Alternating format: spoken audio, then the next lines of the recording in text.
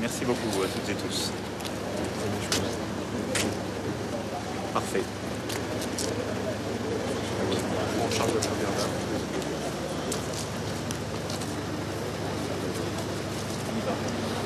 Je crois que le couple présidentiel attend qu'on leur indique la direction à prendre pour rejoindre le Panthéon. Voilà, c'est fait. Ils vont pouvoir rentrer sous la nef du Panthéon où les attendent donc ces centaines de personnalités. Mais la cérémonie n'aura pas lieu tout de suite. Donc au Panthéon, on va d'abord redescendre devant le jardin du Luxembourg en bas de la rue Soufflot. Je crois que c'est la direction que prend en ce moment même le chef de l'État pour cette cérémonie. Jeanne Daudet, je vous ai coupé la parole il y a un instant avec Damien Gourlet. On me dit qu'on vous a perdu, donc on va vous retrouver dans quelques minutes.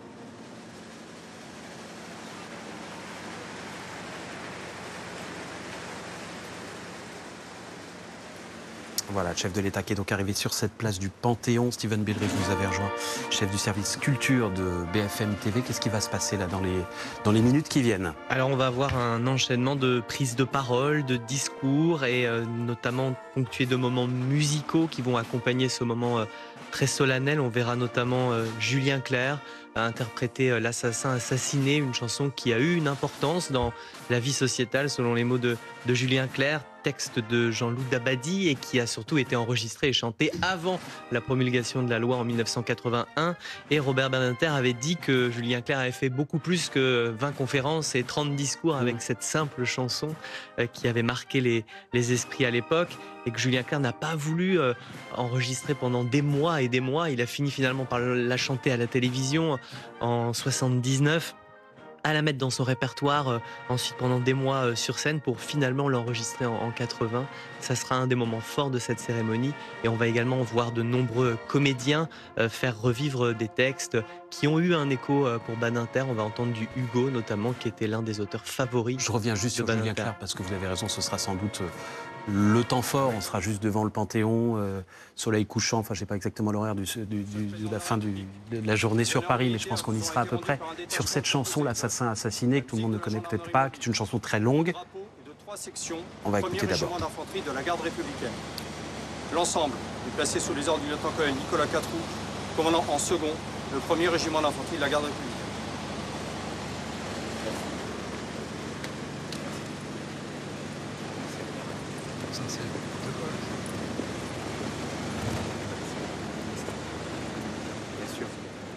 Voilà, on parlait de L'assassin assassiné qui va donc être interprété tout à l'heure au piano par Julien Clerc. Vous vous souvenez de la sortie de cette chanson, Alain Oui, je me Duhamel? souviens, mais je me souviens aussi que Robert Badinter adorait la musique et qu'il a même écrit pour un opéra un texte, un opéra qui a été joué, sauf erreur de ma part, à l'Opéra de Lyon. Et c'était une de ses passions, la musique. Et quand il était président du Conseil constitutionnel, il organisait des petits concerts au Conseil constitutionnel le dimanche. Et François Mitterrand l'honorait de sa présence, était assis au premier rang et sommeillait pendant la musique, jusqu'au moment où il y a une chanteuse qui apparaissait. À ce moment-là, il se réveillait. Maurice Safran. Mais ce que Steven raconte est extrêmement juste. Quand Jean-Loup Dabadi a composé la chanson, A écrit le texte. a écrit le texte, pardon, pendant des années, Julien Clerc a hésité. La violence était telle dans la société française sur la peine de mort qu'il a hésité à chanter parce qu'il pensait que son public allait être coupé en deux. Oui. Et donc, Et ça a Sardou venait été de un événement chanter « Je suis politique pour ». très important. Voilà, on aperçoit l'image de l'intérieur du Panthéon qu'Emmanuel Macron et Brigitte Macron sont en train de rejoindre. Ça, ce sont les images de la place du Panthéon ou de la rue Soufflot, sur lesquelles le cercueil de Robert Badinter va arriver dans maintenant quelques instants pour remonter cette rue Soufflot. Le cercueil reposera demain, après cette cérémonie, Michel Biard, dans ce qu'on appelle le caveau des révolutionnaires de 1789. Vous pouvez nous expliquer ce que c'est que ce caveau et pourquoi il va être avec les révolutionnaires de 1789, ce qu'il n'est pas a priori? Je dirais que ce sont plutôt ceux de 1989. Alors ce sont des révolutionnaires de la Révolution française, mais ce sont les trois qui ont été panthéonisés par François Mitterrand en 1989. Donc qui était un choix au demeurant délicat. J'explique dans mon livre comment Jean-Noël Jeanneney, mon collègue historien, a soufflé à l'oreille de Mitterrand les noms de Monge, de Condorcet et de Grégoire. Et l'un d'eux n'allait pas de soi, Grégoire, puisque ça a fait hurler à l'époque l'Église catholique. Parce que Grégoire était considéré comme quelqu'un qui n'était pas recommandable d'un point de vue historique aux yeux de l'archevêque de Paris. Voilà, il va donc les rejoindre à partir de demain matin dans ce caveau. Voilà, Emmanuel Macron qui est en train de saluer la famille Badinter, qui est située sur la droite quand on regarde dans sa direction. Et il a salué également toute une série de personnalités, Laurent Fabius, Manuel Valls, Bernard Cazeneuve, Anne Hidalgo. On les a vus rapidement à l'image. Voilà, Elisabeth Badinter est ici.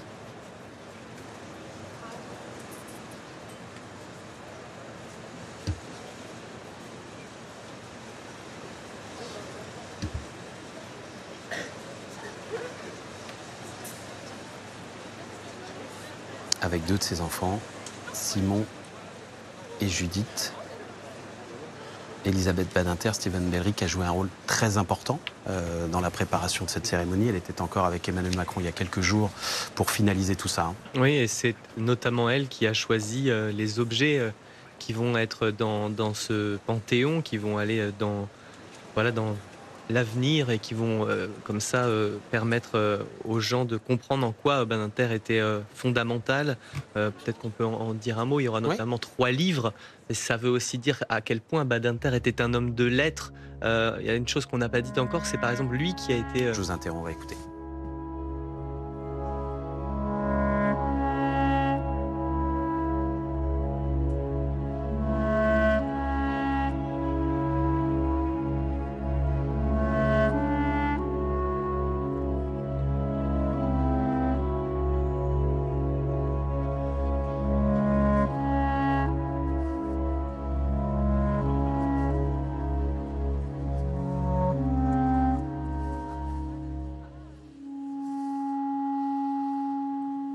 Il est des hommes qu'on suit sans les connaître, des voix qui habitent nos silences et dont les engagements deviennent les nôtres.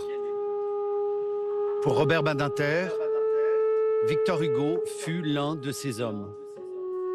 Et parmi les mots qui l'ont guidé, ceux prononcés à la tribune de l'Assemblée constituante du 15 septembre 1848. Messieurs, comme l'honorable rapporteur de votre commission, je ne m'attendais pas à parler sur cette grave et importante matière. Je dirai peu de mots, mais ils partiront du sentiment d'une conviction profonde et ancienne. Vous venez de consacrer l'inviolabilité du domicile. Nous vous demandons de consacrer une inviolabilité plus haute et plus sainte encore, l'inviolabilité de la vie humaine. Messieurs, une constitution, et surtout une constitution faite par et pour la France, est nécessairement un pas dans la civilisation.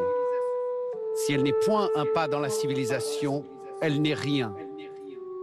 Eh bien, songez-y. Qu'est-ce que la peine de mort? La peine de mort est le signe spécial et éternel de la barbarie. Partout où la peine de mort est prodiguée, la barbarie domine. Partout où la peine de mort est rare, la civilisation règne. Vous ne l'abolirez pas peut-être aujourd'hui, mais n'en doutez pas, vous l'abolirez ou vos successeurs l'aboliront demain.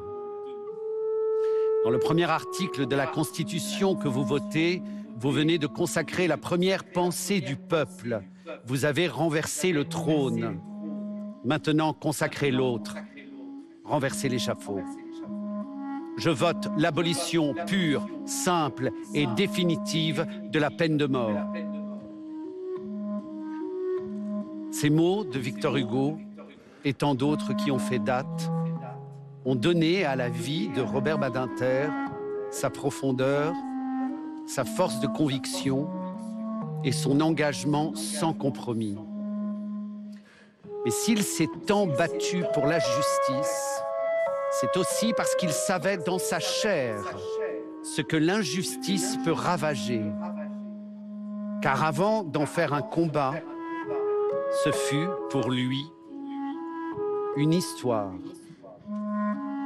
de famille, une histoire de silence, d'exil et de perte. C'est là que commence son chemin, dans la mémoire.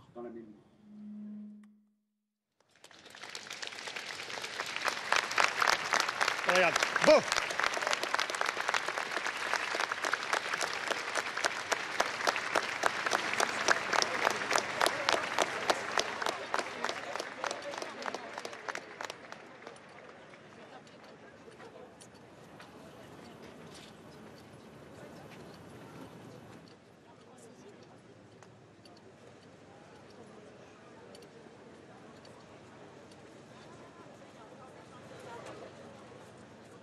Pivot! Tenez! À bras! Pivot! En avant! Marche!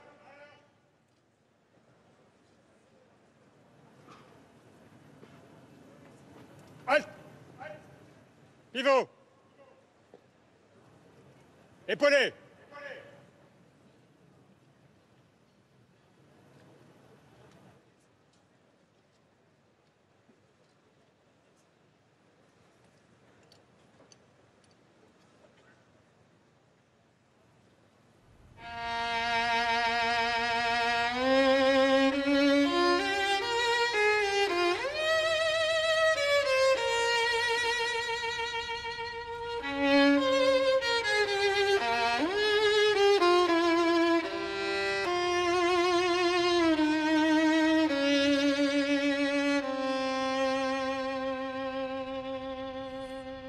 L'histoire de Robert Badinter commence au début du XXe siècle. Lorsque sa famille fuit la Bessarabie, les pogroms persécutaient cette communauté juive de l'Empire russe, menaçant la vie, les livres, les noms. C'est en France qu'ils choisissent d'émigrer. Ce qui comptait, c'est que en France, à cette époque, et seulement en France, vous aviez pour les Juifs la reconnaissance de leur citoyenneté et de leur dignité. Un pays où on se déchire pour un capitaine juif est un pays où il faut aller, disait-on alors. 1928 marque une date fondatrice pour la famille Badinter. En janvier, Simon, le père de Robert, devient français par naturalisation.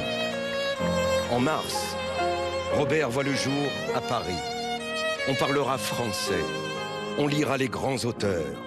et on croira en la République, celle des droits de l'homme, de la liberté de conscience et de l'école républicaine.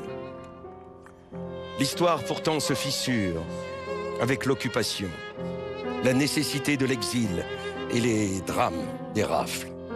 À Lyon, en février 1943, Simon Badinter est arrêté. Robert ne reverra jamais son père. L'adolescence se poursuit en Savoie sous une fausse identité, dans le village de Cognat. Là-bas, des anonymes ont fait le choix de la solidarité. Robert Badinter ne les oubliera jamais. Et il n'y a rien de plus important pour les jeunes générations que de savoir que leurs parents et leurs grands-parents étaient des gens bien. Et parce que vous êtes tels, je vous en remercie. Cette enfance blessée lui apprendra que l'humanité sauve, que la justice protège, que la mémoire est un devoir.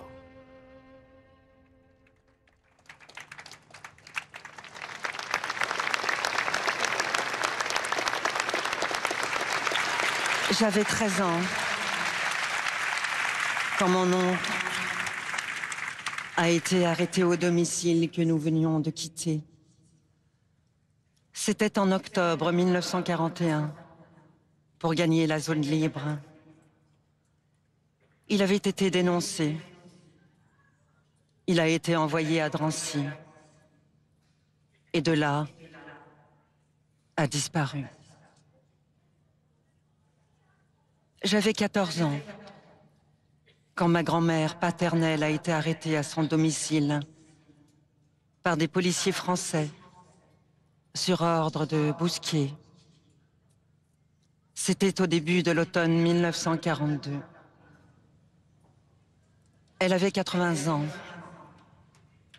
On l'a descendue sur une civière et tout l'immeuble populaire où elle vivait s'est insurgé devant ce qui était un crime. On l'a envoyée à Drancy. Elle a été déportée presque immédiatement. Et bien entendu, on n'a plus jamais eu de ses nouvelles. J'allais avoir 15 ans quand mon père a été arrêté à Lyon le 9 février 1943 par la police allemande et envoyé à Drancy et de là à Pithiviers a été déporté. Nous n'avons jamais eu de ses nouvelles, bien entendu. J'ai fait partie de ces jeunes gens, de ces membres des familles qui, au printemps 1945, se rendaient à l'hôtel Lutetia avec la photo des leurs pour demander aux survivants si peut-être ils ne les avaient pas vus. C'est cela, mon adolescence à moi.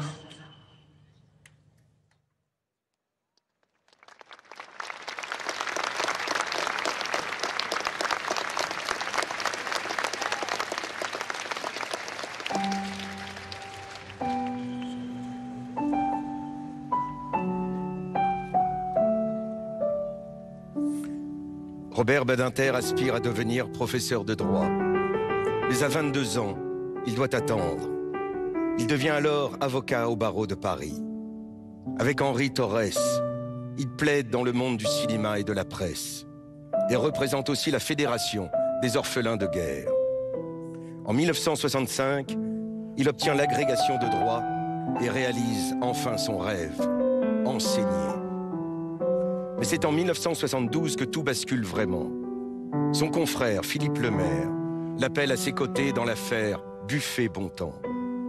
Ensemble, ils défendent Roger Bontemps. Accusé de complicité de meurtre, il risque la peine de mort. L'opinion publique et la justice réclament un exemple. Bontemps sera condamné à mort et exécuté. C'est ce jour-là qu'il devient militant de l'abolition, le jour où il assiste à la guillotine qui coupe en deux un homme vivant. Il passe, dira-t-il, de la conviction intellectuelle à la passion. Dès lors, il ne plaide plus jamais comme avant. L'affaire Patrick Henry en 1977 confirmera ce combat. Car cette fois, il ne défend pas l'accusé. Il intente un procès à la peine de mort. Ses alliés sont des écrivains, Hugo, Camus, Condorcet, et des maîtres d'audience, Henri Torres, Jaurès, Briand. Ses armes, la justice, la raison, l'humanité. Et sa raison d'agir, un son terrible, tranchant, irréversible. Celui de la guillotine, le jour de l'exécution de Roger Bontemps, qu'il n'oubliera jamais.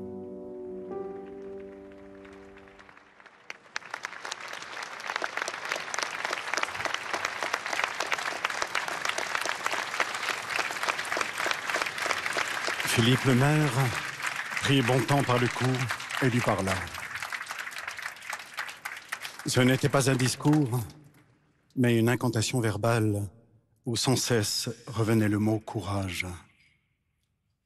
Tu es bien, tu es formidable, tu as du courage. Seule importait la voix amicale, les mots familiers, cette tendresse secrète qui faisait irruption dans cette cellule et berçait Bontemps au moment de mourir. Ce que Philippe accomplit en cet instant dépassa tout ce qu'un avocat peut espérer jamais atteindre au service de la défense. Il interdit à l'horreur d'entrer. Il ferma Bontemps à la peur, à l'angoisse, le protégea contre tant d'ignominie comme une mère son petit. Bontemps avait mis ses lunettes, il enfilait sa chemise, il voulait se rouler une cigarette, ne trouvait plus le tabac. Un gardien vite lui entendit une déjà allumée. Maintenant, il était maître de lui, et parce qu'il allait mourir, de nous aussi qui l'entourions. Les aides, en bleu de chauffe, entourèrent Bontemps. Il fut assis sur la chaise, ligoté, redressé. On tirait sur les liens à coups secs. Philippe lui parlait. Il hochait la tête. Il fut empoigné. Philippe l'étreignit, je l'embrassai à mon tour. Déjà, on l'entraînait. La porte s'ouvrit. Philippe laissa échapper une plainte. La seule. Je me détournai. Nous entendîmes le claquement sec de la lame sur le butoir. C'était fini.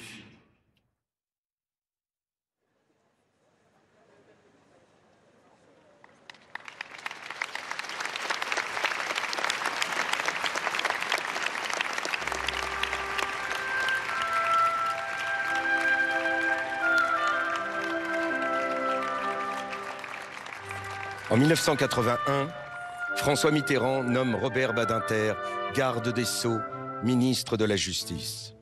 Pour lui, c'est plus qu'une fonction. C'est une promesse tenue, celle d'un président à sa nation.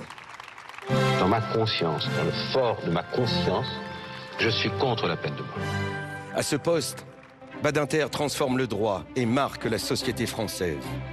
Il abolit la peine de mort, mettant fin à des siècles de pratiques judiciaires sanglantes. Il met fin aux institutions et juridictions d'exception. Il supprime le délit d'homosexualité. Il s'investit pour l'amélioration du sort des détenus et des gardiens de prison. Il défend l'égalité pour tous. Il est un droit qu'aucune loi ne peut entamer, qu'aucune sentence ne peut retrancher, le droit qu'on ne peut jamais perdre, le droit de devenir meilleur. Il inscrit aussi la France dans la Convention européenne des droits de l'homme. Et il fait émerger un droit nouveau, le droit des victimes. En 1986, il devient président du Conseil constitutionnel et érige la Constitution en rempart À travers lui, la Ve République retrouve une ambition libérale et humaniste. Ses repères sont Tocqueville, Portalis, Condorcet. Plus tard, au Sénat, il défendra encore et toujours les droits de l'homme. Comme écrivain, il fera entendre une voix forte contre les dérives autoritaires, l'oubli, l'indifférence. Et en toutes circonstances, il rappellera que l'état de droit est une exigence de chaque instant. Je ne crois pas aux causes perdues. Je crois au contraire qu'aucune cause n'est perdue à l'avance. Par conséquent, chacun doit combattre autant qu'il le peut et aussi longtemps que ça lui est donné pour les causes qu'il croit justes. C'est à chaque génération de poursuivre ce combat. Car c'est aussi cela que Robert Badinter nous lègue. Une voie, un chemin. C'est cela aussi, la République.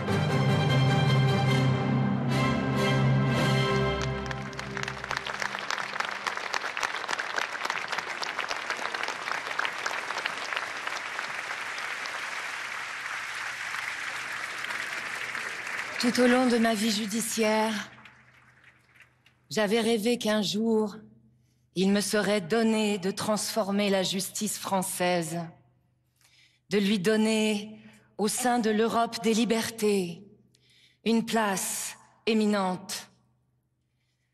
Emportement de jeune homme, épris d'histoire, ambition de la maturité, nourrie par la réflexion universitaire et l'expérience judiciaire, ma conviction était absolue. La grandeur de la France. Ces mots qui aujourd'hui paraissent presque désuets et dont je me nourrissais depuis l'enfance. La grandeur de la France ne résidait à mes yeux ni dans sa force militaire, devenue seconde, ni dans sa capacité économique, même si celle-ci demeurait importante, ni même dans le rayonnement de sa culture, supplantée par la primauté anglo-saxonne. La grandeur et l'influence de la France sont pour moi à la mesure de son rôle au service des libertés. Qu'elle brille chez elle d'un éclat sans pareil. Alors son influence dans le monde se révèle, supérieure à sa puissance réelle.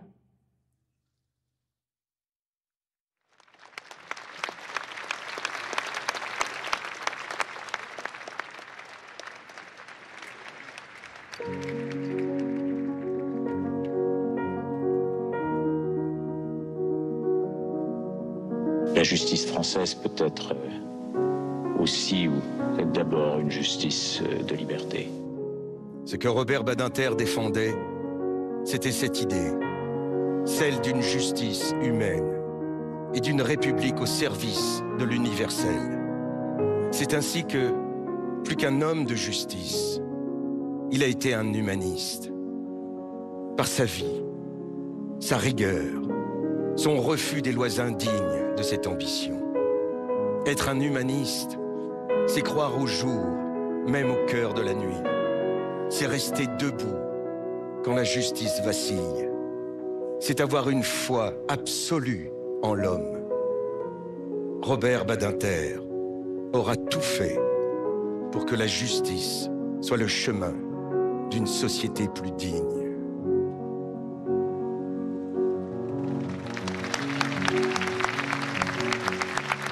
Tenir! À bras!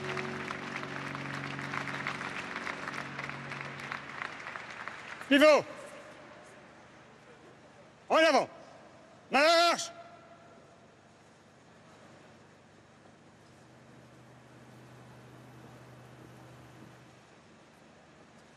Pivot! Posez!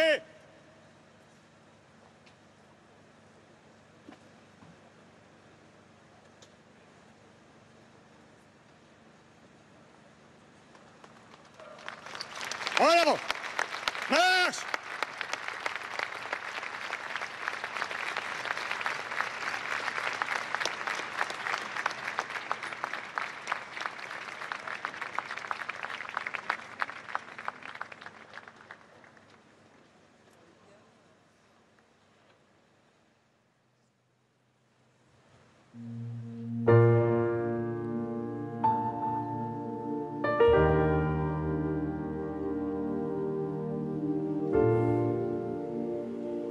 C'était un jour à la maison,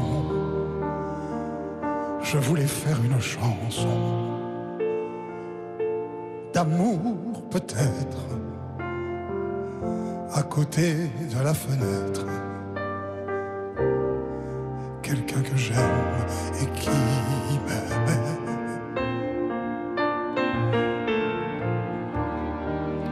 Lisait un livre de Giono, et moi penché sur mon piano, comme sur un établi magique, j'essayais d'ajuster les mots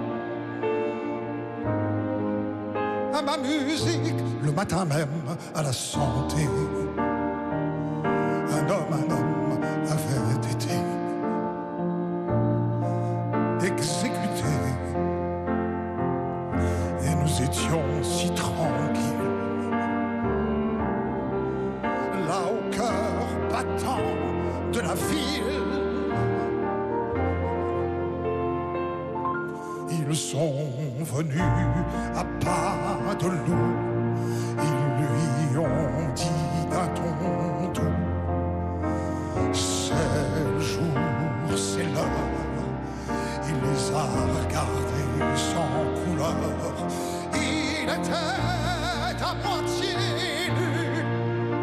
Voulez-vous écrire une lettre? Il a dit oui, il n'a pas pu. Il a pris une cigarette. Je ne suis président de rien, moi je ne suis qu'un musicien. Je le sais bien, et je ne prends pas de pause pour dire seulement cette chose.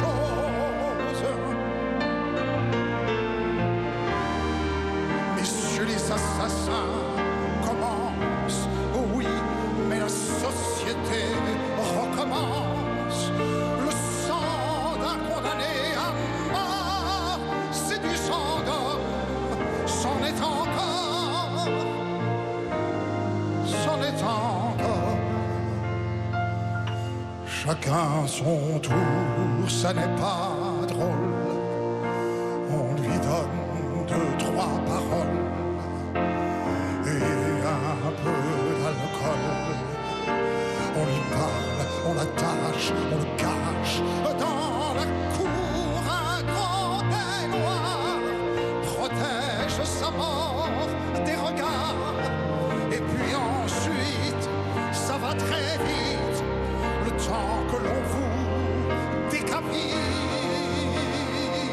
Si je demande qu'on me permette, à la place d'une chanson d'amour peut-être, de vous chanter un silence, c'est que ce souvenir me hante. Lorsque le couteau est tombé, le crime a changé de côté. Si j'ai ce soir dans ma mémoire un assassin assassiné, assassiné, assassiné.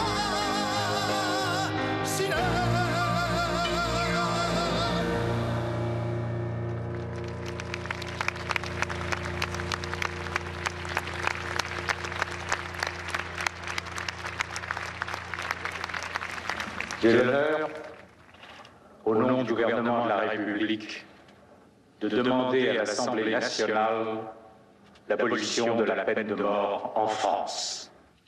C'est de France, c'est de cette enceinte souvent, que se sont levées les plus grandes voix, celles qui ont résonné le plus haut et le plus loin dans la conscience humaine, celles qui ont soutenu avec le plus d'éloquence la cause de l'abolition. Vous avez rappelé justement Hugo. J'y ajouterai à cet instant, parmi les écrivains, Camus. Comment ne pas penser aussi dans cette enceinte, à Gambetta, à Clémenceau et surtout au grand Jaurès. Ceux qui croient à la valeur dissuasive de la peine de mort, ceux-là méconnaissent la vérité humaine. La passion criminelle n'est pas plus arrêtée par la peur de la mort que d'autres passions ne le sont, qui celles-là sont nobles. Seul pour la peine de mort, on invente l'idée que la peur de la mort retient l'homme dans ses passions extrêmes. Ce n'est pas exact. Dans les pays de liberté, l'abolition est presque partout la règle. Dans les pays où règne la dictature, la peine de mort est partout pratiquée. Mais dans une république, dans une démocratie, quels que soient ses mérites, quelle que soit sa conscience, aucun homme, aucun pouvoir ne saurait disposer du droit de vie et de mort sur quiconque en temps de paix. Ressentir au profond de soi-même le malheur et la douleur des victimes, mais lutter de toutes les manières pour que la violence et le crime reculent dans la société. Cette sensibilité, ce combat-là, n'implique pas la nécessité de la mise à mort du coupable. Cette justice d'élimination, cette justice d'angoisse et de mort, décidée avec sa marge de hasard, nous la refusons.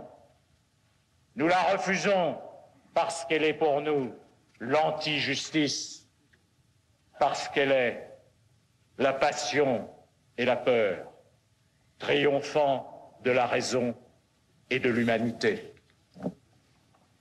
Demain, grâce à vous, la justice française ne sera plus une justice qui tue. Demain, grâce à vous, il n'y aura plus, pour notre honte commune, des exécutions furtives à l'aube, sous le dais noir, dans les prisons françaises. Demain, les pages sanglantes de notre justice seront tournées. Législateurs français, de tout mon cœur, je vous remercie.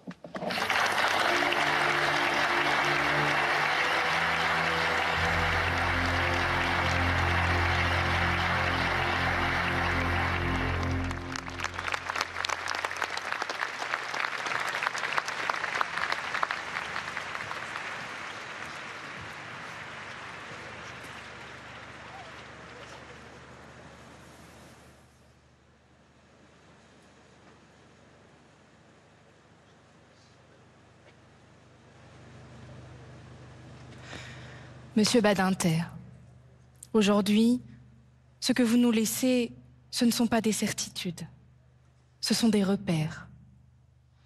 Vous nous avez appris que la justice est fragile, qu'elle se tient debout grâce à des femmes et des hommes qui osent parler quand d'autres se taisent.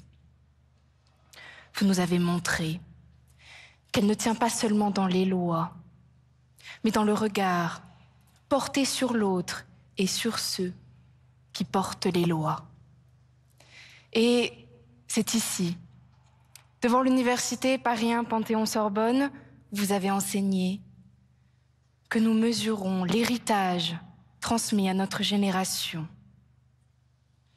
Victor Hugo disait à son époque, « Il est un droit qu'aucune loi ne peut entamer, qu'aucune sentence ne peut retrancher le droit de devenir meilleur. »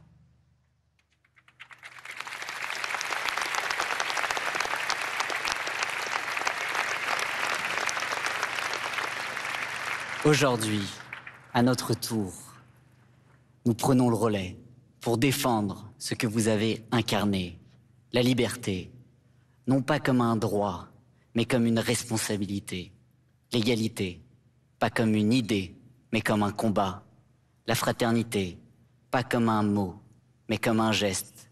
C'est un principe que chaque citoyen peut invoquer. Et par-dessus tout, l'humanité, celle qui refuse la peur, la haine, la vengeance, celle qui dit non à l'indifférence et oui à la dignité. Aujourd'hui, en votre nom, et pour tous ceux qui viendront après nous, nous gardons en mémoire vos mots.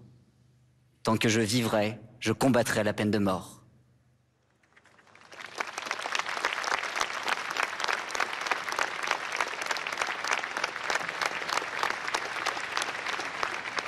En avant. Marche.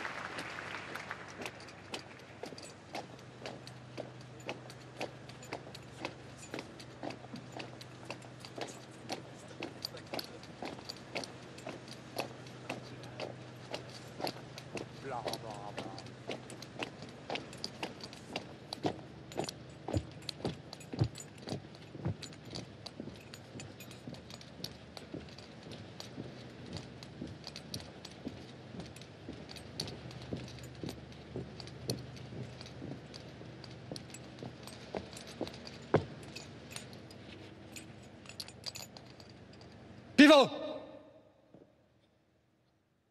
Tenez! Levez!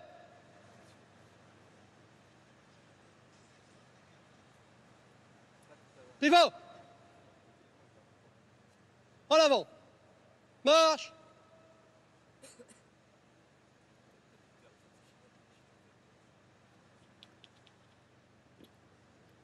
Épaulé!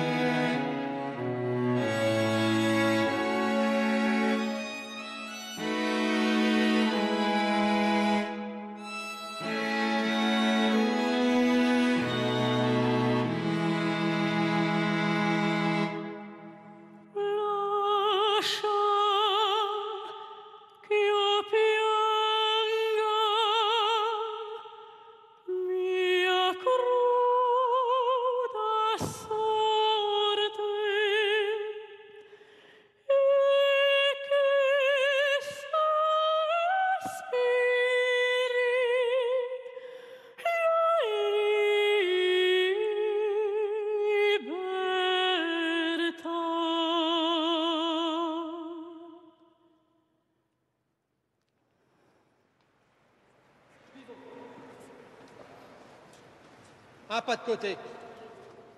Marche. En avant. Marche.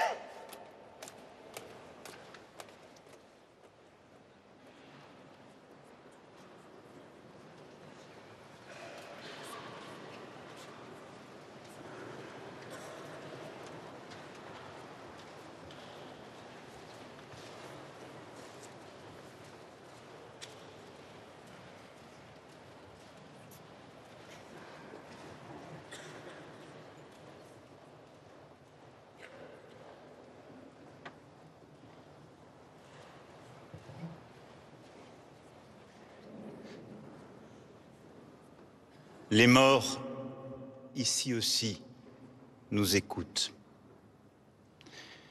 Et il est des voix que nous entendons encore résonner.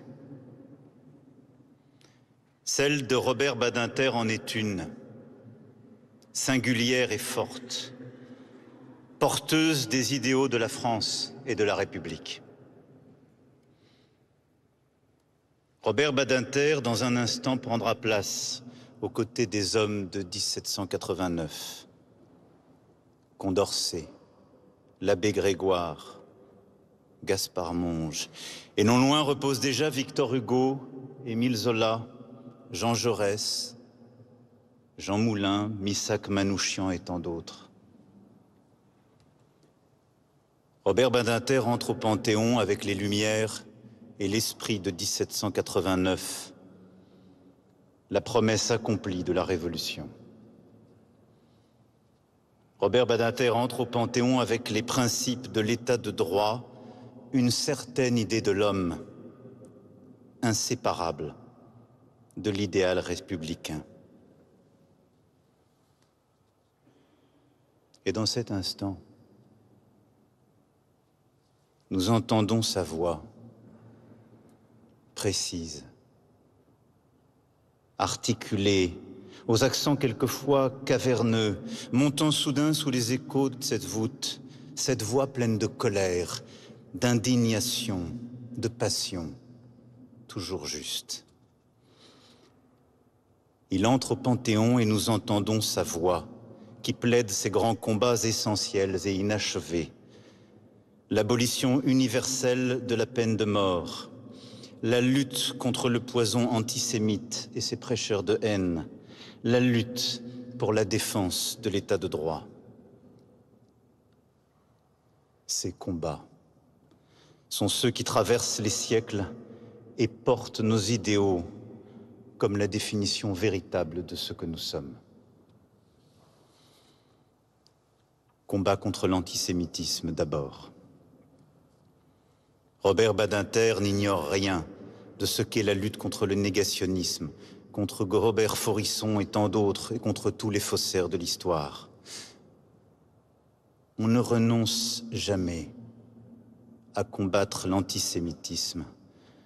Quand on a entendu dans la cour de son lycée Moreau-Youpin, quand on a vu ses parents forcés de vendre leur boutique en raison des lois antisémites du régime de Vichy, quand on a frôlé l'arrestation à Lyon, rue Sainte-Catherine, quelques minutes après celle de son propre père, quand on sait sa famille, ses proches dénoncés, arrêtés, exterminés parce que juifs, quand on a attendu en vain le retour de ce père, arrêté à Lyon sur ordre de Klaus Barbie et assassiné à Sobibor, quand on a dû faire traduire ce même Klaus Barbie devant la cour d'assises d'une justice qui ne tue plus personne, même le plus zélé des criminels nazis.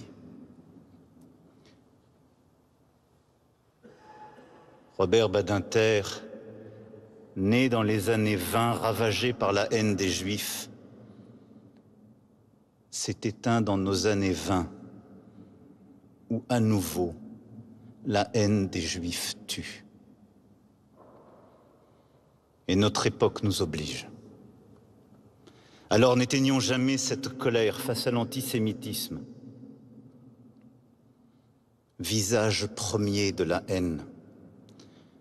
C'est le combat urgent de chacun d'entre nous pour que les Juifs ne soient pas seuls. C'est là surtout l'un des combats existentiels de notre République pour que nous demeurions ce que nous sommes.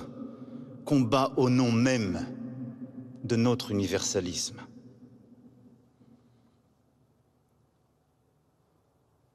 Robert Badinter, à 17 ans, réclamait au tribunal la restitution de l'appartement dont pendant la guerre, sa famille avait été spoliée. Premier procès.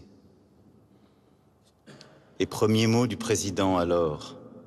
Monsieur Badinter, la déportation de votre père, cela n'intéresse pas le tribunal. L'injustice pour Robert Badinter, ce fut aussi cette phrase. Le mépris. La haine, l'odieuse condescendance antisémite. La justice, pour Robert Badinter, sera pour toujours le refus de cette phrase et de sa flétrissure. Alors, avocat, le jeune Robert Badinter ne s'assigne qu'une seule mission, défendre la vérité d'un homme. Défendre la justice. Défendre l'accusé quel qu'il soit, quoi qu'il ait fait. Défendre l'homme derrière l'accusé et la dignité que nul ne peut lui ôter. Oui, défendre une certaine idée de la justice qui, pour être exemplaire, doit être impartiale. Voilà pourquoi il plaide pour la vie de Patrick Henry qui a assassiné un enfant de 7 ans. Lui, Robert Badinter, qui 5 ans plus tôt, aux côtés de ses confrères, n'a pu sauver Claude Buffet et Roger Bontemps. De cette exécution, Robert Badinter a tout vu. La guillotine dressée au petit matin, le bruit du couperet, un homme coupé en deux, et la conviction plus que jamais ancrée en lui que ce spectacle n'est pas digne de la société des droits de l'homme, que cette férocité qui croit venger nous déshonore tous.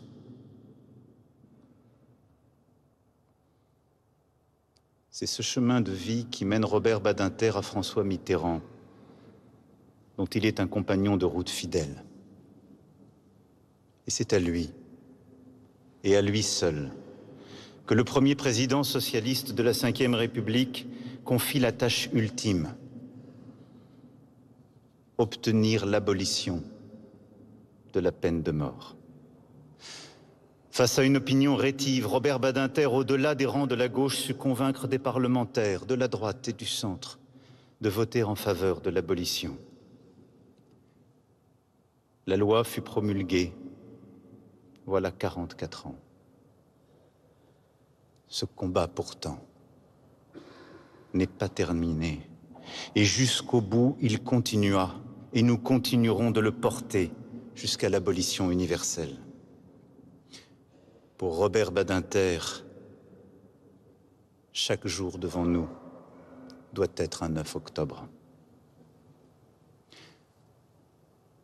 C'est la même exigence qui habite le ministre de la Justice. Celui qui entend mettre fin à l'inhumanité dont peuvent être l'objet les prisonniers dans leurs cellules, qui fait abroger, avec l'aide de Gisèle Halimi, la loi de Vichy réprimant encore l'homosexualité, qui supprime les tribunaux d'exception des forces armées, qui abroge la loi anticasseurs qu'il juge à juste titre, attentatoire aux libertés individuelles, qui offre un nouveau recours, celui de la Convention européenne des droits de l'homme, aux justiciables, qui donne plus de place aux victimes et protège mieux les atteintes à la dignité humaine. Garde des Sceaux, Robert Badinter est gardien d'un idéal. Et parce qu'il entend œuvrer en demeurant fidèle à ce qui fonde l'engagement d'une vie, il est critiqué, attaqué, moqué, vilipendé, insulté, injurié, haï même. Et jusqu'à aujourd'hui, cette haine odieuse de quelques-uns, le poursuivant même dans son soleil d'outre-tombe. Ses ennemis les plus farouches n'ont de cesse de vouloir lui accoler l'étiquette qu'ils pensent infamante de laxiste. Jusque sous les fenêtres de son ministère, il vocifère. Mais aujourd'hui, comme hier, ceux qui dénoncent le laxisme d'une justice qui ne tue plus n'aiment pas que la justice soit juste. Chaque fois que ses ennemis traitent Robert Badinter de laxiste, ils lui décernent le titre d'humaniste. C'est au nom de cette exigence même, toujours guidé par le souci de protéger les lois fondamentales qui assurent à chacun d'entre nous liberté et dignité, que le président du Conseil constitutionnel se fait le défenseur et le promoteur de l'état de droit. Robert Badinter le sait mieux que quiconque.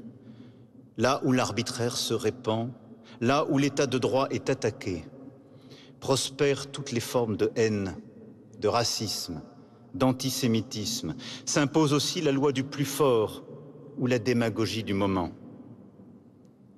Oui, défendre l'état de droit, c'est protéger chacun dans sa dignité, c'est protéger la nation dans sa liberté, c'est protéger les lumières dans leur clarté. Parce qu'il croit à l'universel, Robert Badinter porte ses combats au-delà des frontières. En Europe, d'abord, où il aide de jeunes démocraties à écrire leur constitution.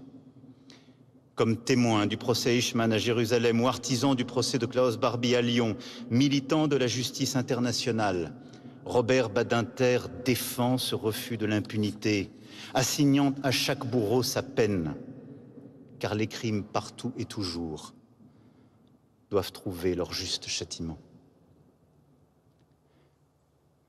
Robert Badinter, c'est la vie juste. Partout et toujours, défendre ce droit de chacun à devenir meilleur. Partout et toujours, rendre l'homme plus libre. C'est par le savoir et l'éducation que l'on s'arrache à ses assignations. Croire en l'homme, c'est croire, oui, qu'il peut devenir meilleur. Et le combat de Condorcet fut le sien. Fils d'immigrés russes, naturalisé français, Robert Badinter devient professeur agrégé. C'est par l'amour qu'on trouve parfois la force de cette quête. Robert et Elisabeth Badinter écrivent du couple formé par Condorcet et Sophie. Ils sont l'un pour l'autre le monde entier. À leur tour, à leur manière, Elisabeth et Robert sont l'un pour l'autre l'universel tout entier.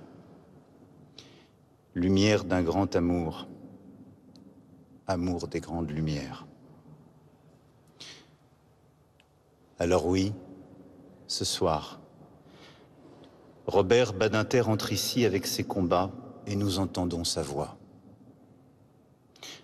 Nous entendons sa voix qu'en visitant Auschwitz pour la première fois, un jour de printemps, Robert Badinter remarqua 3 fleurs dans ce champ dévasté et songea « C'est en voyant ces fleurs que j'ai compris que la vie est plus forte que la mort. » Nous entendons sa voix et derrière elle se dessine son sourire, une confiance, une espérance. Alors oui, les morts nous écoutent. À nous aussi de les entendre, de nous dresser à notre tour, de porter leur combat à nouveau pour que les vivants espèrent. Vive la République, vive la France.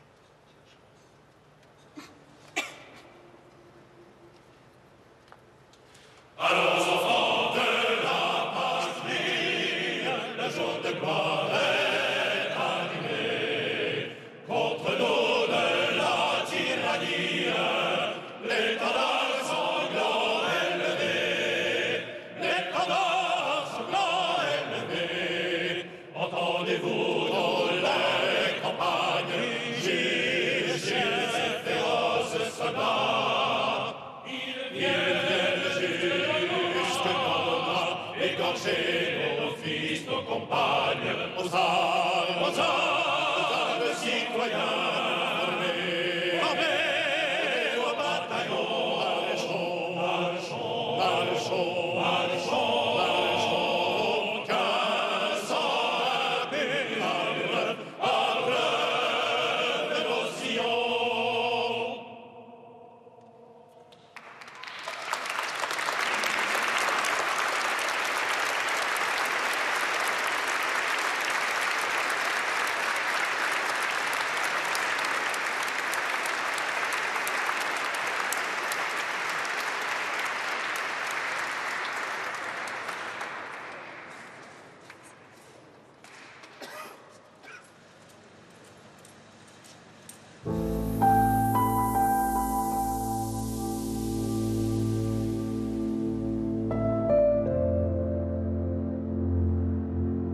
Robert Badinter, c'est une vie qui s'écrit.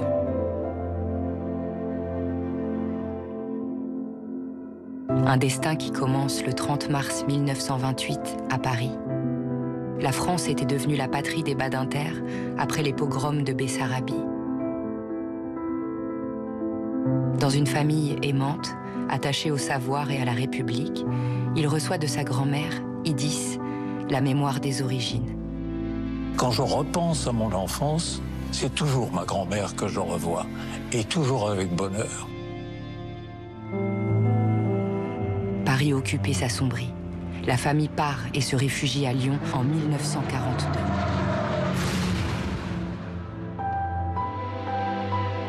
« 12 rue Sainte-Catherine, son père est pris.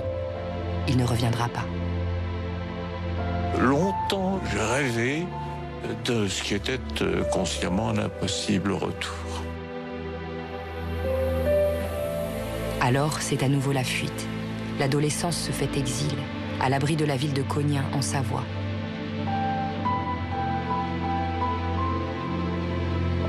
Même quand tout vacille, Robert continue à se consacrer à ses études. Mon ambition première et constante était d'être professeur de droit. Les études deviennent un refuge, une force, une ambition.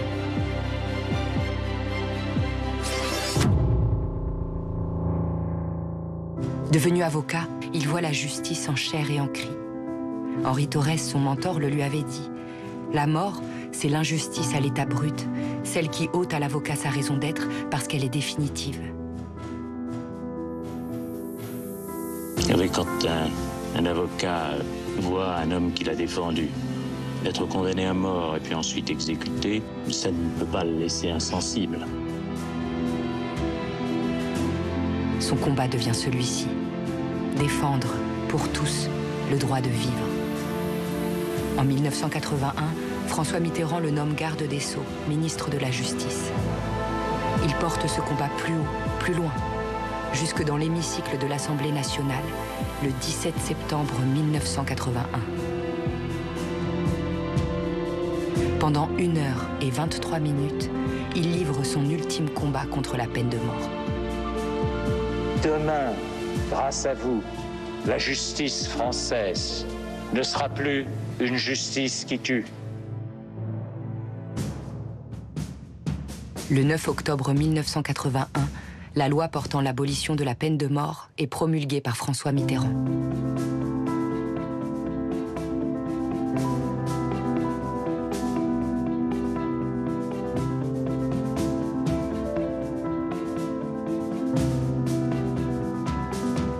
Tout au long de sa carrière, François Mitterrand lui accorde respect et confiance, liés par une amitié et une loyauté à toute épreuve. Ministre, président du Conseil constitutionnel, sénateur, dans chaque fonction, il défend l'humain. Robert Badinter, c'est la République faite homme. Il l'incarne, il la sert, sans relâche.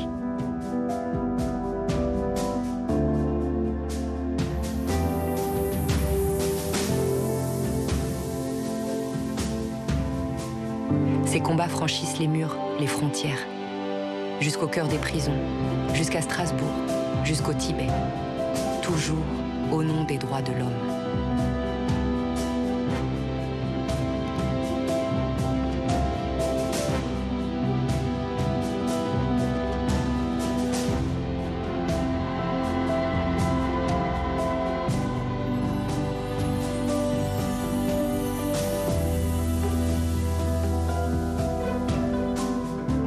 ce besoin de dire, d'écrire, toujours.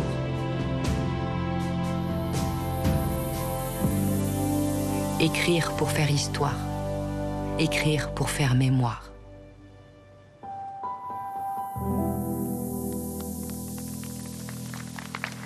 Je me souviens, la première fois que j'ai été à Auschwitz, c'était le printemps.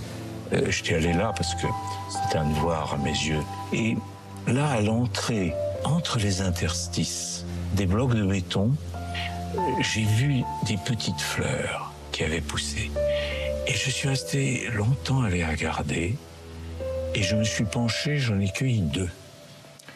Et le soir même, quand je suis revenu, j'ai écrit à ma mère en lui disant, j'ai compris, en regardant ça, que la vie était toujours plus forte que la mort.